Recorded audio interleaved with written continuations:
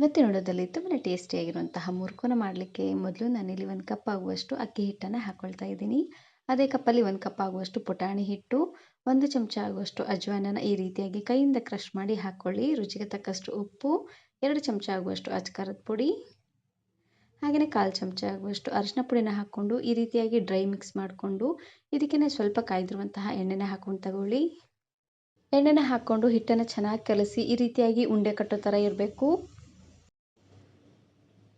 ಇದಕ್ಕೆ ಸ್ವಲ್ಪ ಉಗುರು ಬೆಚ್ಚಾಗಿರುವಂತಹ ನೀರನ್ನು ಹಾಕ್ಕೊಂಡು ಹಿಟ್ಟನ್ನು ಚೆನ್ನಾಗಿ ನಾದ್ಕೊಳ್ಳಿ. ಹಿಟ್ಟು ಪೂರ್ತಿ ಸಾಫ್ಟ್ ಆಗೋ ಬೇಡ, ಪೂರ್ತಿ ಗಟ್ಟಿ ಆಗೋ ಬೇಡ, ಸ್ವಲ್ಪ ಮೀಡಿಯಮ್ ಆಗಿ ಹಿಟ್ಟನ್ನು ಕಲಿಸ್ಕೊಂಡು ತಗೊಳ್ಳಿ. ನೋಡಿ ಈ ರೀತಿಯಾಗಿ. ಇವಾಗ ಚಕ್ಲಿ ಒರಳಿಗೆ ಸ್ವಲ್ಪ ಎಣ್ಣೆನ ಹಾಕ್ಕೊಂಡು ಸವರ್ಕೊಂಡು ಇದಕ್ಕೆ ಹಿಟ್ಟನ್ನು ಹಾಕ್ಕೊಂಡು ಚಕ್ಲಿನ ಮಾಡ್ಕೊಂಡು ತಗೊಳ್ಳಿ.